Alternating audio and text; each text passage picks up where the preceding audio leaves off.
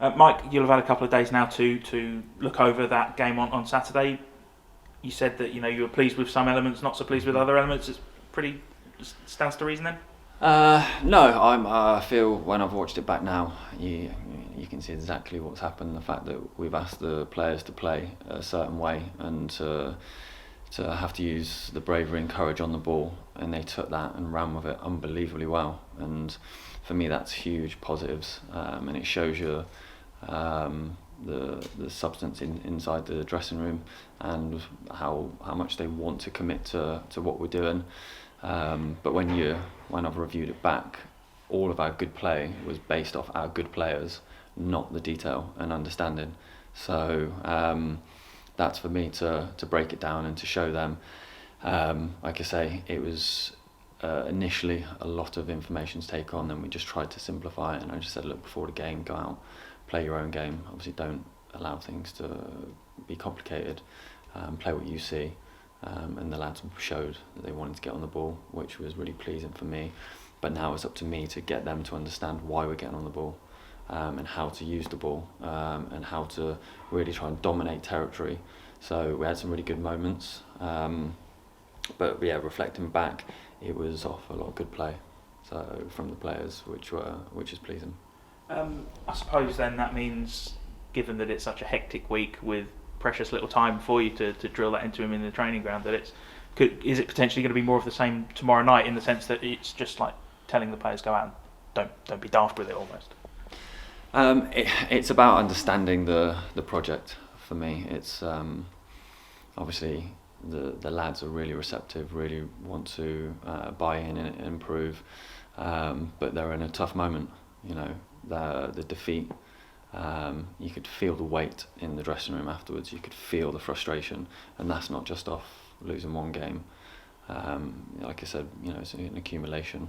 But you review the game back, potentially one of the toughest opponents you can go to with the first game, when you're really trying to implement a style of play, smallest pitch, really high intensity. They know how to win. They know how to get in your faces.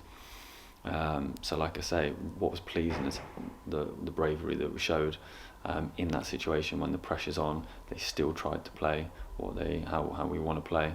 So like I say, taking everything into consideration, it's about us just seeing the incremental improvements and making sure that we're moving in the right direction. Because I've got no doubt the lads in that dressing room have got more than enough to climb the table and to be challenging where they want to be challenging, where the club should be challenging, and ultimately, wanting to achieve getting out of the league. But it's going to be that, say, in the theatre room, it's going to be on the training field, and I want to see that progression, game on game, and then, like you say, that's the main objective. How do you get that sort of thing across? Is it like, not to sort of summon you're in a schoolboy, but do you not set them homework? But do you give them things to look at, maybe away from here when they go home, or is it just purely when they're here? It's getting to understand the players, understand what type of learner they are, understand what they need to learn, because there'll be a lot of things that players naturally just do. So it's for us as staff to get to know them and to get to know their strengths, and then to utilise them in the right positions, and play into their strengths. So yeah, it's about making sure that the lads understand that we want to play this way, and that's on me first of all. So I need to, really make sure they understand that and take the pressure off them. And then we've got to get the detail as best we can. It's best really when you can see it, and then you get on the training field and then you can feel it and you can hear it, and then you repetition of it. And that's the best way of really trying to package that understanding, that firm knowledge of the structure. But like I say, it's going to take time, but the lads are really willing, and that's the main substance. It certainly feels like there's obviously you've got your preferred style of play, and it feels like it's very similar to the ones that we've seen in perhaps a few managers previous to you. Russell Martin was well known for playing that sort of style of football, and I think Liam Manning tried to take it on another step. Does it help having players who maybe have played in those sorts of styles before, so that they can almost feed in and as well and help out some of the players who may not have played in that style of football before? Definitely, yeah, like you say. Firstly, it just takes lads to want to do it, and like I say, what I saw there was lads that are willing to take responsibility, and that's the main thing. The detail is added, and like you say, if you've been in and around it, if you've come through academies and you've been asked to play these ways, then it is just getting them to understand that detail in this structure, in their roles and responsibilities.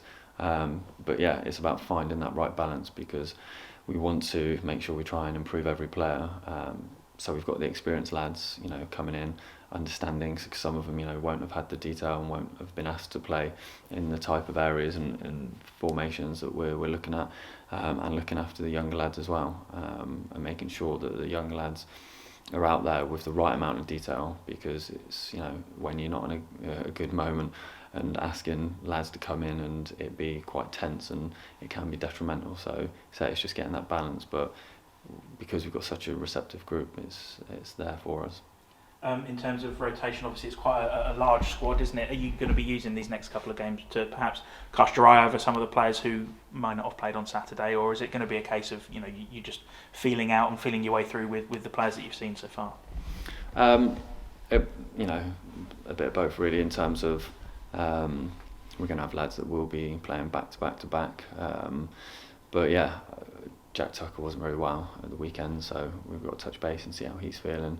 Got a few little knocks, so we'll assess them this morning, and then make a judgment on what is the best team we feel at this stage, going into a home game against a team that's in form.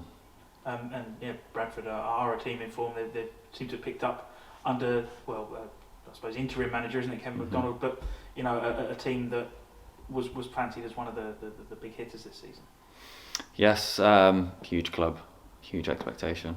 I played with the interim manager, great lad, character.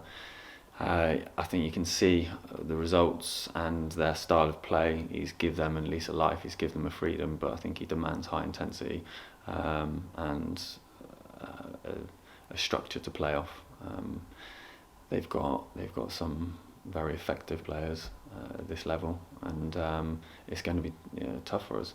But we're at home. Looking forward to meeting the fans, getting to experience that. But my main focus is on what we do. I was going to say, how excited are you to be playing at the Stadium MK? It feels like you've been here a while already, but not had that game yet. Yeah, I'm looking forward to it. Like you say, fantastic stadium and infrastructure. And just looking forward to meeting more of the fans. I met the travelling fans at the weekend, which was really good.